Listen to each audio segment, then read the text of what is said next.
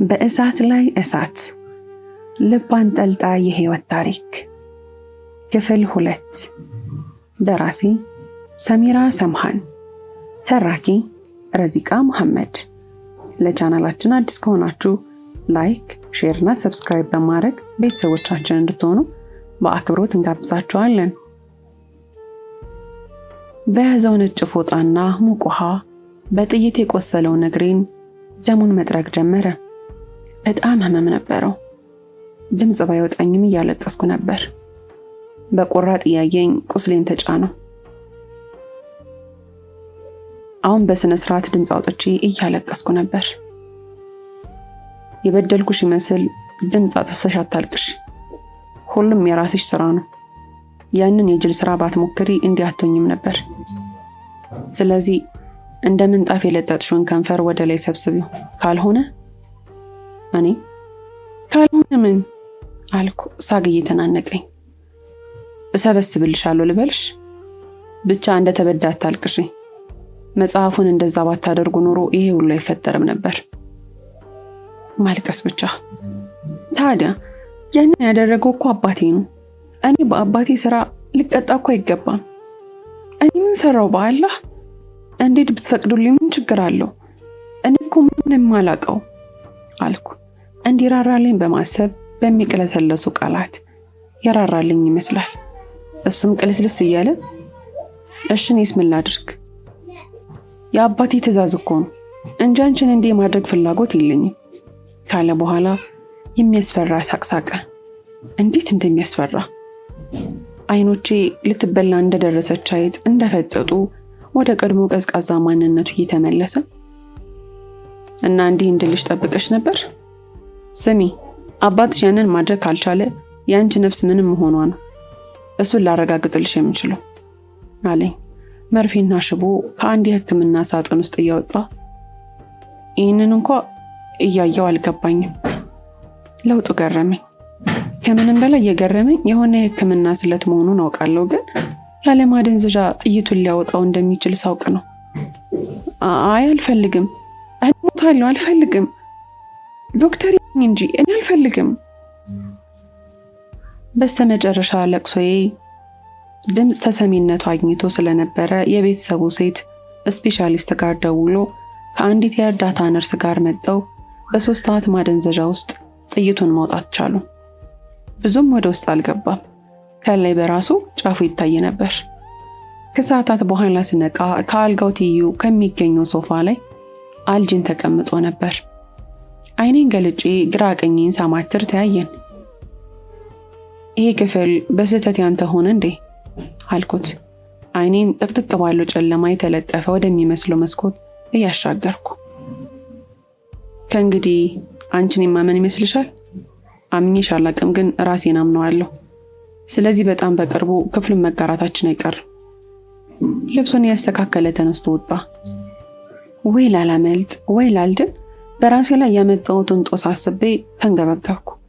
እንደምንም እግሬን እየጎተትኩኝ ተነስቼ መታጠቢያ ክፍል ገባውና አንዳንድ ጊዜ ብቻ ውዶ አድርጌ ወጣሁ። ከነበረኝ አንድ የአባያ ቅያሪ ሻርፑን አንጥፌ መግሪብንም ኢሻንም በተከታታይ በአንድነት ሰግጄ በዛው ላይ ጋደም አልኩ። ኢላሂ አባቴን እንዳገኘው እርዳኝ። ይህችን ቃል ብቻ ነው ዱዓዬ ነበረችው። በዚህ መሃል የክፍሉ በር ተንኳኳ። ለመግባት ፍቃድ መጠየቃቸው ነው። ይግቡ አልኩኝ በደከመና በዛለ ድምፅ። በሩ ሲከፈት የአልጅን ሁለተኛ ታናሽ እህቱ አሞር ናት። ምንም እንኳ የቤተሰቡ አባል ብትሆንም ከሌሎቹ አንጻር ከሷ ጋር በጥቂቱ መግባባት ችለናል እና እንድትገባ በአይኖቼ ተቀበልኳት። አያቶቿ ጋር ሄዳ ነበር። እህቴ ነስሊያን እንዴት አመሸሽ አለችኝ ጉንጭኝ ስማኝ አልጋው ላይ የተቀመጠች። አልহামዱሊላህ፣ አንቺ እንዴት ነሽ? አሁን የምትመጪው አልኳት ፍልቅልቅ እያለች። አምላክ ክብሩ ይስፋ፣ ደህና ነኝ። አሁን ነው ባባ ያመጣኝ አለች። 15 ዓመቷ ነውና ትንሽ ነገር ካወራን በኋላ ነገ እንደምንገናኝ ተስፋ ባዘሉት አይኖቿ ነግራኝ ሄደች። በዚህ መሃል ነበር ገና ከመውጣቷ በሩ ቅጥ አልባ አከፋፈት የተከፈተው። ያው የፈረደበት ቪሽ ነው። አታንኳኳም እንዴ አልኩት ቆጣ ብዬ። እኔን ስርዓት ለማስተማር እየሞከርሽ ባልሆነ ይልቅ ሽማግሌውን አናግሩ ብሎ አንድ ስልክ አስታቀፈኝ። ግራ መጋባቴ እንዳለ ሆኖ ስልኩ ላይ እንዳፈጠጥኩ የኔ ልጅ የሚል ድምጽ ከስልኩ መስመር ተደመጠ። አቢ አልኩ እኔም ግብግብ ብዬ ስልኩን ጆሮዬ ላይ እየደቀንኩ። ደህና ነሽልኝ? ኑን። አባቴ ሙሉ ስሜን አይጠራም፣ ኑን ነው የሚለኝ። አባቴ አልሐምዱሊላህ፣ ምንም እንኳ ከጭራቆች ጋር ቢሆንም ያለሁት። ቪሽ ኮስተር አለ። ለጌታዬ ምስጋና ይገባው። አቢ አንተ ግን እንዴት ነህ? ደህና ነኝ የኔ ወድ፣ አታስቢ። አሁን ነጻ ትሆኛለሽ። እሺ የሚፈልጉት እኔን አይደል? አስፈላጊውን ነገር በሙሉ ተደርጎ አንቺ ትመልሻለሽ አለኝ። ያ ተስፋ ውስጤ ስለሌለ ስቅስቅ ብዬ አለቀስኩ። በዚህ መሃል ስልኩን ከእጄ ነጥቆኝ። ቀልድን ሳላደንቅ ካለፍኩኝ ስስታም ነው የምሆነው። ፏድ ነስሊያን ትመልሳለች አሊያም እመልሳታለሁ የሚለው ተስፋህን ቦጫጭቀህ ጣለው። ደሞ ትሰማኛለህ? ምንም አይነት ነገር ብታደርግ 2000ንም የመጽሐፍ ቅጂ ከነ ኦሪጂናሉ ጽሑፍ አባቴ ፊት አምጥተህ ካላሳየኸኝ ነስሊሃንን አቢ እስቲግፋር እያደረገ እንዳጨርሰው ሰማኸኝ? እሷን አንድ ነገር አድርጋታለሁ ብትል ወይም የእሷ አንድ የፀጉሯ ዘለላ ብትረግፍ በጌታ የሆነብኝ አንተ መሰሎችህም እዚህ ምድር ላይ እንዳልተፈጠራችሁ እንደምትረሱ አስብ ሲል እየተንሰቀሰኩኝና እንዲሰማኝ ጮክ ብዬ አቢ እነሱ እኮ ነፍሰ ገዳይ ናቸው። አንተም እንደሱ መሆን የለብህም። እነሱ አላህን አይፈሩም፣ እንስሳዎች ናቸው እኮ። በንጹሃን ደም ነው እጃቸውን የሚያቆሽሹት። አንተ በእነሱ ቆሻሻ ቀብርህን ለምን ታጠባለህ? በቃ ቅጁን መልስላቸው። በቃ ያንን ካደረግክ እንገናኛለን። ካልሆነ ግን አባቴ እየሞትኩብህ ነው፣ እየገደሉኝ ነው አቢ። ዛሬ በራሱ በጥይት ስል ቪሽ አፌን አፍኖ አስቆመኝ። አንተ ልጅ ምን ያደረጋችኋት ነው? አንተን እኮ ነው አናግረኝ እንጂ ምንድነው የሆነው? ሲል ስልኩን ጆሮዬ ላይ ዘግቶበት ለቀቀኝና ምንድነው የምዘባርቂው አለኝ። እኔም እንባ ተናነቀኝ። እኔ አባቴን ብቻ ማግኘትን የምፈልገው። በቃ እሱ ማየት ፈልጋለሁ። እዚህ መቆየት አልችልም። አባቴ ጋር መሆን የምፈልገው። በአላህ በእኛ እምነት እኮ የአላህ ስም በተጠቀሰበት ነገር ላይ በሙሉ እብሪትና እንቢታ የለም። ከት ብሎ ሳቀብኝ። እውነት? እኔ ስለ እምነታችሁ ትእዛዝና አስተምሮት ምን አገባኝ? አባትሽ ጋር መሄድ ትፈልጊያለሽ አይደል? አዎ በሚል የሰውነት ቃላት ጭንቅላቴን አነቃንቄ መለስኩለት። በንቀት ቁልቁል እየተመለከተኝ ትሄጃለሽ? ማን ነው ለማለት የፈለግኩት አስከሬንሽ ይሄዳል አታስቢ ብሎኝ ወጣ። ሶፋው ላይ ዘፍ ብዬ ተቀምጬ መንሰቅሰቅኝ ቀጠልኩት። ከስንት ጊዜ በኋላ እንደሆነ አላቅም እያለ ሞትን የሚመስል እንቅልፍ መጥቶ ከነበርኩበት ገላገለኝ። የሆነ ሰዓት ላይ ከእንቅልፌ ስነቃ ራሴን አልጋዬ ላይ አገኘሁት። እንዴት እዚህ መጣሁ? ለመጨረሻ ጊዜ ሳስብ የተኛው ሶፋ ላይ ነበር። ብቻ ለነገሩ ምንም ትኩረት ሳልሰጠው ሰዓት አይቼ ፈጅር ልሰግድ ከአልጋዬ ስነሳ ትይዩ ሶፋ ላይ አልጂን ፊቱ ላይ መጽሐፍ ደፍቶ ተኝቷል። ጫማውን አላወለቀም። እግሮቹን አጣምሮ የእጅ መደገፊያው ላይ ዘርግቷቸዋል። ያ አላህ፣ ቀን አንድ ላይ መዋላችን ሳያንስ አንድ ክፍል ውስጥ ነው ያደርነው። ኢላሂ፣ ያለሁበትን ሁኔታ ታውቃለህ። እባክህ በዚና አትይብኝ። ሁሉም ከኔ አቅም በላይ ነው። ከዚህ በፊት የነበረኝ ህይወት ታውቃለህ። ያጎቴ ልጅ በራሱ የማልቀርብ ነበርኩ። የዚህን ያህል ትዕዛዝህን ላለመጣስ የምጥር ሰው ነበርኩ። ዛሬ ግን ነገሮች ተቀይረው ከአጅነብይ ጋር ልፊያም አለ፣ አንድ ክፍል ውስጥ ማደርም አለ፣ መነካካትም አለ። ያ አላህ፣ እዝነተ ሰፊ ነውና ማረኝ። ተንሰቀሰቅኩ። ከምንም በላይ ያለሁበትን የጌታዬን ትዕዛዝ የመጣስ ሁኔታ ያስለቀሰኝ። ምናልባት አባቴ የጠየቁትን ቢሰጣቸውና እኔን ከዚህ ለመውጣት ሰበብ ቢያደርግ በዘረጋሁት የአብያ ሻርፕ ላይ ተንሰቀሰቅኩኝ። ሳላውቀው ብዙ አለቀስኩ። ያሳዝናል። ቢሽና አባቱን ከምድር አጥፋልኝ ብለሽ ነው የለመንሽው? እና እሱስ ምን አለሽ? አለኝ ከሶፋው ላይ የተነሳ። እኔም ሻርፑን አጣጥፌ እያነሳው ዝም አልኩት። እኔ ግን ሲመስለኝ ከ24 ሰዓት በኋላ ከምድር ገጽ ላይ አጠፋልሻለሁ እንዳለች ነው የተሰማኝ። በጣም ፈራሁ አለኝ በእርምጃ እየተጠጋኝ። በጣም እየቀረበኝ ነው። ሳቀ። አሁንም ዝም አልኩ። ለምን ነብዩ መሐመድ መጥቶ አያድንሽም ሲለኝ ግን አልቻልኩም። ዞሬ በጥፊ አዞርኩት። ደነገጠ። አልጠበቀም። እኔም በዛ ልክ እመተዋለሁ ወይም አቅም አለኝ አላልኩም ነበር። በዚያ አንደበትህ የእሳቸው ስም አይጠራም። እሺ በሃይማኖቴ አንድ ነገር ብታሹፍ ወላ በእሳቸው ላይ አንድ ነገር ብትናገር፣ መናገር አይደለም አንድ ነገር ብትል ስጋህን ቆራርጥልሃለሁ አልኩት። የመታወቱን ጉንጩን ሲያሽቆይቶ ስላላመነ ጭምር። አልጋ ላይ የተዘረጋውን የአልጋ ልብስ ማስተካከል ጀመርኩ። ድንጋጤውን ለመደበቅ ፈገግ እያለ ዋው እንዲህ መሆንሽን አላውቅም ነበር፣ በእውነት አደነኩሽ አለኝ እያጨበጨበ። ይበልጥ ቅጥል አልኩኝ። ከአፍንጫው ደም መፍሰስ ጀምሮ ነበር። ፊቱን አዞሮ ወደ መታጠቢያ ክፍል ገባ። ይህ በእንዲህ እንዳለ የክፍሉ በር ተከፈተ። ፕሮፌሰሩ ፔድሮ ነበር። ቪሽ የት ነው ሲል ጠየቀኝ። መታጠቢያ ቤት ብዬ በጣቴ ጠቆምኩት። የተፈጠረውን ባላቅም ፔድሮ ፊቱ ግልብጥ ብሏል። በዚህ መሃል መታጠቢያ ቤቱ ተከፍቶ ቪሽ ወጣ። ያን ጊዜ ፔድሮ ዘሎ ልብሱን አንቆ ያዘው። አባቴ ምን ያደረክ ነው አለ ቪሽ እየተርበተበተ። ፔድሮም ባለ በሌለ ኃይሉ አንድ ቦክስ ሰነዘረበት። ቪሽ አልቻለም፣ ተዝለፈለፈ። አባቴ ንገረኝ እንጂ ምን አደረኩ? ምንድን የተፈጠረው አለው እንባ ከዓይኑ እየወረደ። አባቱ ስለሆነ አክብሮት እንጂ ራሱን ከሱ በላይ መከላከል ይችላል። እኔ እግሬን አጣጥፌ እንደው መጨረሻችሁን ልመልከት ብዬ ተቀምጫለሁ። አሁንም ለአራተኛ ጊዜ ደገመው። አባ ምን አጠፋው? ምንድን የተፈጠረው ሲለው አንተ ስህተት የሆንክ ልጅ፣ ፉአድ ተብዬው ጋር ደውለ የልጅህን ድምፅ ስማ አልኩ አይደል? እንደዛ ነው ሲለው ተወርውሬ ካልጋው ላይ ተነሳሁ። ለካ ይሄ ሁሉ በእኔ ምክንያት ነው። ስለታመመ እኮ ነው። የልጁን ድምፅ ቢሰማ ደህና ሊሆን ይችላል ብዬ ስላሰብኩ ነው። ፔድሮ ቃወሰ። ኦ የኛ ጻድቅ፣ ጭራሽ ድምፁን እንዲሰማ ብለህ ማለት አባዬ ታሟል። እኔም ቪሽ ሊጠፋ በደረሰው የዓይኑ ብርሃን እያየኝ አትጨነቂ፣ ጊዜያዊ ደም ግፊት ነው አለኝ። አባቱም አምስተኛና እንዳይነሳ አድርጎ የመጨረሻ ቡጢውን አሳረፈበት። ቪሽ ወደቀ። ፔድሮ ጭራሽ የጠላቴ ልጅ ወዳጁን አረፈው። በጣም አሪፍ ስሚ አንቺ አሮጊት ሲጮህ ጊዜ ሚስቱና እህቱ የቪሽም ታናናሽ እህቶቹ ተንደርድረው ወዳለንበት መጡ።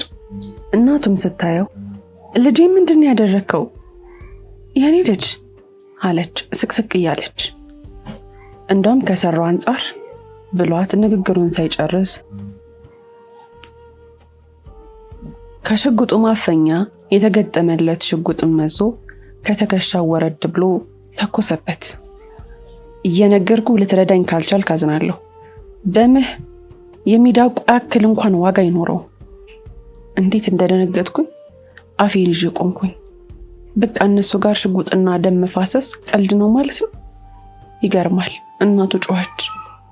ምን ነካ ፔድሮ? ልጅህ እኮ ነው። አንተ ልጅ ምንድን ያደረከው?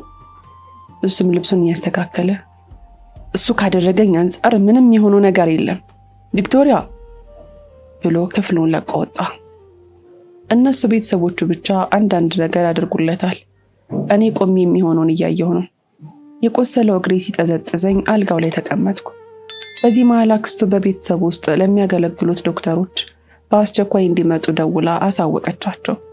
ቪክቶሪያ ደግሞ ሁለቱን ልጆቿን ወደ ትምህርት ቤት እንዲሄዱ አባረረቻቸው። እኔና እሷ ብቻ ቀረን። ነስሊ ሞተብኝ፣ ልጄ ሊሞትብኝ ነው አግዢኝ አለችኝ። ለመጀመሪያ ጊዜ ለአልጅን ውስጥ የራራ እሺ ብያት በቀኝ በኩል ደግፌ እሷ ደግሞ በግራ በኩል ደግፋ ወዳደርኩበት አልጋ እየጎተትን ስንወስዶ አሁን ሁለታችሁም ቁስለኛ ናችሁ አለች።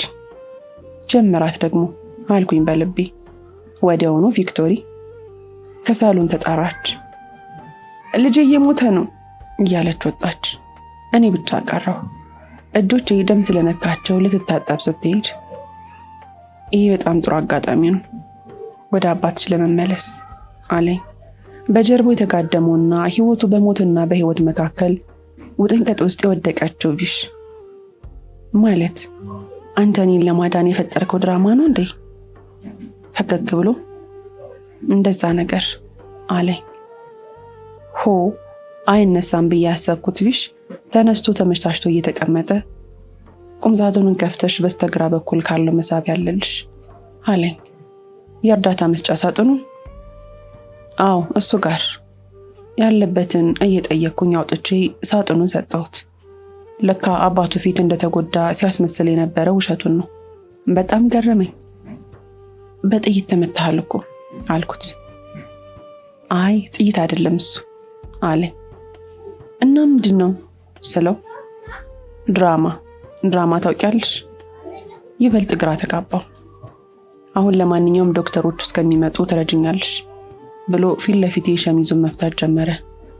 ቀኝ እጄን በአይኔ ተገና አድርጌ ከቻልክ እስከሚመጡ ጠብቅ፣ እንደዚህ አይነት ስራ እንዳትሰራ አልኩት። የሸሚዙን ቁልፎች መፍታት እያቆመ ወረኛ አይቻል አቅም ለማለት ነው፣ ይህንን ወደ ሳጥኑ መልሱ አለኝ። እሺ ብዬ አንስቼ ወደ ቦታው መለስኩት። ሁለት ወንድና ሴት ዶክተሮች እየተዋከቡ መጡ። አንድ ሀሳብ መጣልኝ። በዚህ ሰዓት ከዚህ ብጠፋ ማንም አያየኝም ወይም አያገኘኝም። የግቢው አጥር ትንሽ አስቸጋሪ ነው፣ ግን መንገድ አላጣም ብዬ ለራሴ ነገርኩት። በዚህ መሃል ሴቷ ዶክተር እመቤት አንዴ ውጭ ትቆይ አለች። ደስ እያለኝ አዋው ብዬ እግሬን ሳነሳ የትም አትሄድም፣ ስራቸውን ከሆነ ስሩ አለ ቢሽ። ኡፍ ሲያስጠላ! ልክ እንደ ጠንቋይ የሚነግረዋል እንዴ? እየተበሳጨው ቆየሁኝ። ተኛ አለው ዶክተሩ። ነገር ግን ቁጭ ብሎ እንደሚታከም ተናገረ። ማደንዘዣ ስላለ ካልተኛ እንደማይሆን ሲነግሩት ማደንዘዣ እንደማይፈልግ ነገራቸው። ኢላሂ ሰውነቱ ብረት ነው እንዴ አልኩኝ። ይህ ሁሉ እኔ እንዳመልጥ ነው። ቪሽ የትም አልሄድም፣ ከፈለክ በካቴና ልታስረኝ ትችላለህ፣ ማደንዘዣውን እሺ በል አልኩት። ግን የለም። አንድ ድምፅ ሳያወጣ ጀርባውን ሰጧቸው እንደተቀመጠ ጥይቱን አወጡለትና ምንም እንዳልተፈጠረ ልብሱን ለበሰ። ምን አይነቱ ጉድ ነው! ረፋዱ ላይ ስልክ ደወለለትና ክፍሉን ቆልፎብኝ ይወጣል። ዞርን ሰግጄ ወደ በረንዳው ወጣሁ። አየር እየተቀበልኩኝ እንዳለ መውጫው በር ጋር ከጥበቆቹ ለአንዱ ቁልፉን ሰጠው። እያዛጋው ነበር። ቁልፉን ሳይ አይኔ ፈጠጠ። የተያያዙና ብዙ ቁልፎች ናቸው። መሄዱን በደንብ ካረጋገጥኩኝ በኋላ ወደ ጥበቃው መጣራት ጀመርኩ። ስማኝ፣ አንድ ጊዜ ስማኝ ወንድም፣ ምግብ እፈልጋለሁ፣ ርቦኛል፣ ክፍሌን ክፈትልኝ። ወይ መስማት የምለውን እየሰማ ዝም አለኝ። ስማ ወንድም፣ ርቦኛል፣ ምሳ አልበላውም፣ እባክህ ክፍሉን ክፈትልኝ። ትንሽ በእድሜ በለጥ ይላል። ከሌሎቹ ጣል ያለበት ሽበት አለው። የሆነ ሰዓት ላይ ማለቃቀስ ሲጀምር ከነበረበት ተንቀሳቀሰ። ደስ አለኝ። ከትንሽ ደቂቃዎች በኋላ በሩ ሲከፈትልኝ ምግብ ልበላ ነው እያልኩኝ ወጣሁ። ተከተለኝ። ወደ ማዕድ ክፍል ሄድኩኝ። ተከተለኝ። እስከ ዛሬ 5 ቀናት ሁሉ እዛ ቤት በልቼ አላውቅም። ቪሽ ነው ከውጭ ይዞልኝ የሚመጣው። ፍሪጁን እየከፈትኩኝ ጥቂት ዕቃዎችን ካወጣው በኋላ የማብሰያ ምድጃውን ለመለኮስ መሞከር ጀመርኩ። አሁንም በተረጋጋ ሁኔታ እያየኝ ነው። እንዲሁ ከወዲያ ወዲህ እያልኩኝ ካዘናጋሁት በኋላ ልሰራበት ባዘጋጀሁት መጥበሻ በኃይል መትቼው ስልኩን ከጎኑ ኪስ አውጥቼ እየሮጥኩኝ ወጣሁ። ምንም እንኳ ግቢው ግራ የሚያጋባ ቢሆንም ከብዙ ልፋትና ፍለጋ በኋላ ልዘልበት የምችል አጥር አገኘሁ። በግንቡ ላይ አበባዎች ተተክለዋል።